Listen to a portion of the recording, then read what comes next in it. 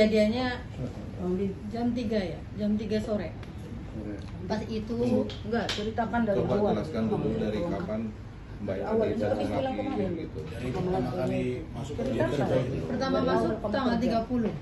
Tanggal 30, ya saya dikirim ke sana. Ya saya langsung nemuin Ibu Erin. Saya lewat Gojek ya, dikirim ke sana lewat Gojek. Saya nemuin Ibu Erin suruh minta bayar. Iya, suruh minta bayar Gojeknya.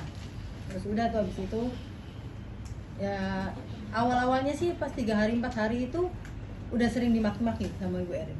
Kayak kerja tolol, bego. Nah, dari situ juga saya ngelihat teman-teman saya yang di situ juga kan dimaki-maki juga. Saya udah firasat udah nggak betah. Saya bilang, "Bu, maaf ya Bu, Hera kan datang baik-baik. Jadi Hera mau keluar baik-baik." Kenapa? Kata Ibu Erin. "Kamu kenapa?" Kata dia gitu. Tangan saya sakit Bu, kata saya gitu. Kamera. Iya, tangan saya bilang tangan saya sakit Bu, jadi saya mau keluar.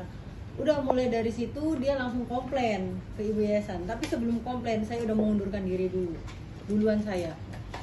Nah, habis komplain ke Ibu Yayasan, ya itu katanya seminggu udah komplain. Sebelum seminggu saya udah mengundurkan diri ya. Nah, terus habis setiap hari tuh pernah dia pegang pisau ini pas di seminggu sebelum kejadian. Itu dia pegang pisau dapur.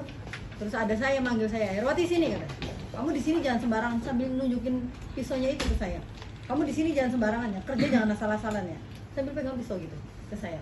Bu, iya Bu, saya bilang saya kan takut ya. Saya bilang iya Bu, ya. Ya udah sana kembali kerja kayak gitu.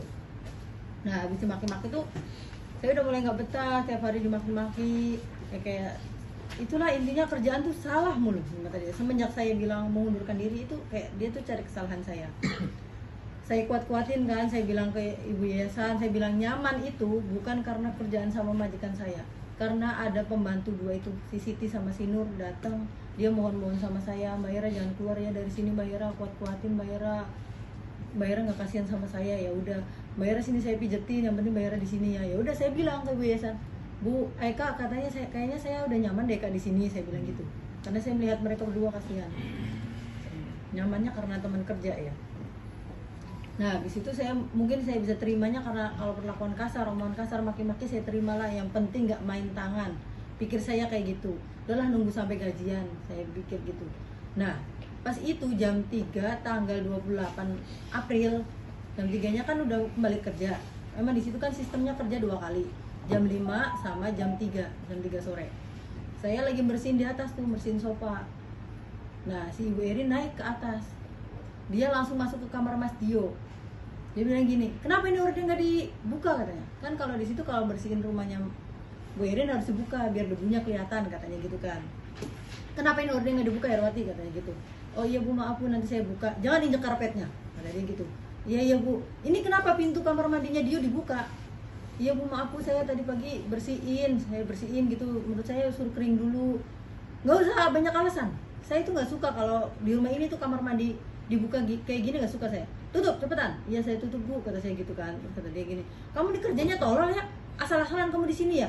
Nah terus abis itu dia ambil, saya kan megang sapu yang buat bersihin sofa, diambil sapu itu, sapu lidi itu, gagangnya itu langsung sabetin ke saya, pukulin ke saya, kepala belakang, dipukul sama dia 1 kali pertamanya. Terus dia maki-maki, "Kamu ini kerja di sini asal-asalan, kamu sembarangan, kamu tolol, kamu bego, kamu gembel," gitu kan. Terus kata saya, "Maaf Bu, jangan main tangan dong Bu, jangan kekerasan Bu, sakit Bu," saya bilang gitu. "Ya karena kamu tolol di sini, kamu kerja salah-salah, kamu nggak bisa kerja," katanya. Nah terus diambil lagi sapunya, sapu lidi itu diambil lagi, pukulin lagi ke kepala saya.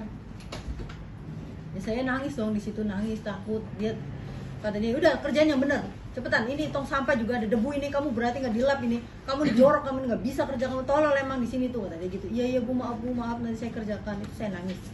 Dia turun ke bawah. Nah pas itu ada Mas Kenji naik. Sebelum Mas Kenji naik ke atas, saya lari ke kamar saya dulu. Saya ambil HP saya ngubungin Kania. "Kak, tolong saya Kak, saya habis dipukul Kak sama Bu Erin." Saya kasih tahu foto itunya, sapu yang buat mukulnya. "Ini Kak, sapunya yang buat mukul saya Kak, saya tolongin saya Kak, saya harus keluar dari sini," saya bilang gitu. Habis itu ada Mas Kenji ke atas. Saya ngejar Mas Kenji ke kamarnya. "Mas, tolongin saya Mas, tadi saya dipukul sama ibu Mas 2 kali. Mas Kenji cuma jawab, "Ya Allah Mbak," kata dia gitu kan. Mungkin dia juga capek kan pulang sekolah. Nah habis itu dipanggil sama Bu Erin dari bawah. Herawati, iya bu, saya langsung lari. Terus Ibu Erin tiba-tiba mungkin karena dapat telepon dari Kak Nia, komplain itu dia udah nganiaya saya, mukul saya gitu kan. Nah dia marah lah di situ. Kenapa kamu laporan ke ibu yayasan kamu, katanya gitu. Kamu jongkok sini, jongkok jangan berdiri, kata dia gitu. Iya bu ya, aku jongkok nurut sama dia. Kenapa kamu laporan ke yayasan kamu? Kamu ini tolol, yayasan kamu juga tolol, katanya. Kamu ini nggak bisa kerja di sini, nggak kepake kamu, katanya. Iya saya jawab ya, kalau saya nggak kepake, saya nggak bisa kerja, pulangin aja bu, saya bilang gitu kan. Kamu nggak saya gaji ya, katanya. Bilang ini nggak ada gaji buat kamu, nunggu pengganti kamu dulu, katanya dia gitu. Iya bu nggak apa-apa, saya nggak digaji juga nggak apa-apa, yang penting saya keluar bu, saya bilang gitu. Sambil nangis saya di situ. Dia cuma, udah kamu jangan jawab terus, ditendanglah saya. Kepala saya sampai saya terjengkang ke belakang. Bu ya Allah bu, ya bu, kata saya gitu. Maaf bu, maaf, mungkin saya kan salah ngomong gitu kan. Habis itu saya diam aja. Udah kamu jangan macam-macam di sini. Kamu ini kerja yang bener aja, nunggu pengganti kamu. Kamu nggak bisa keluar dari sini. Kalau belum ada pengganti, kamu jangan seenaknya. Kamu jangan macam-macam sama saya. Nah dia gitu. Dia sana kembali ke atas kerja. Saya baru melangkah ke atas, naik tangga tuh. Dia ngelihat HP di saku saya. Sini HP kamu di saku, taruh di bawah. Tadi saya, jangan bu, tapi coba taruh sini HP kamu. Nurut nggak? Kamu jangan ngelawan saya ya, kata dia gitu. Iya bu, saya taruh HP di situ. Saya kira cuma dirampas doang, diambil doang gitu. Ternyata dibanting. Saya baru naik tangga, kan saya kembali lagi ke atas. Baru naik berapa anak tangga itu, udah saya dengar jelas banget. Terus saya ngelirikin, lihat HP saya dibanting 2 kali sama Bu Erin di situ. Habis itu dia masuk ke kamar, HP saya dibawa. Saya naik ke atas, saya bersihin kamarnya Mas Tio lagi, saya nyetrika sambil nangis di situ. Nah, habis itu tuh saya udah selesai nih kerjaan nih, udah selesai semua, udah jam istirahat. Saya turun ke bawah, nemuin ART yang lain, si Mbak Nur ini. Saya minjem HP-nya si Nur, saya hafal nomornya Ibu Yayasan. Saya telepon ke Ibu Yayasan lagi. Kak, tolong saya, Kak, saya nggak bisa Kak kalau kayak gini Kak, dia udah main tangan, Kak jemput saya Kak. Terus kata Ibu Yayasan, iya Her, saya bakal ke situ nanti tunggu suami saya pulang dulu ya, kata dia gitu. Iya Kak, pokoknya hari ini saya harus keluar Kak, saya nggak mikirin gaji, saya bilang gitu. Nah terus kata kakak, iya.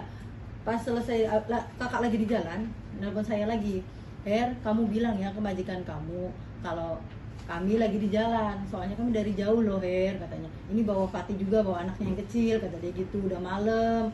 Bilang dulu ke majikan kamu. Iya Kak, padahal saya di situ udah rasa takut, habis dipukul, habis itu kan. Saya ke Bu majikan ditemenin sama si Mbak Nur. Mbak Nur temenin saya, yuk ngomong sama ibu, saya bilang gitu.